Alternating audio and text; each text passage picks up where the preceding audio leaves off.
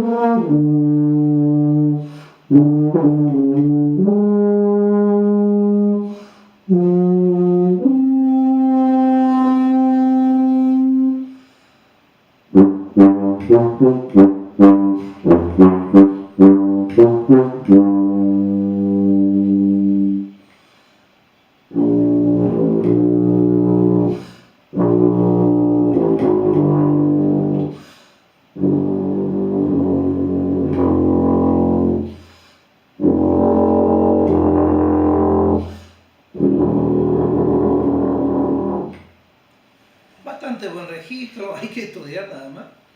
Pero eso es lo de menos, dijo un amigo. Decía un profesor norteamericano, estudiando siempre se llega. Y no hay recetas mágicas como las que hace muchos años yo las busqué. Hasta que me encontré con un profesor maravilloso, realmente gracias a Dios lo encontré. No sé si decir el nombre o no, pero después de muchos años de tocar la tuba me explicó cómo la tocaba y realmente lo que escuché no fue lo mejor que me habría gustado escuchar. Pero gracias a él hoy me gané la vida y puedo medianamente estar tocando la tuba. Tal vez tendría que estudiar más. Algo muy importante sobre la tuba: livianita, buenos sonidos. Uso mi boquilla personal, que es muy importante. La boquilla que trae es muy buena para el invierno. pero no es buena para los zumbidos.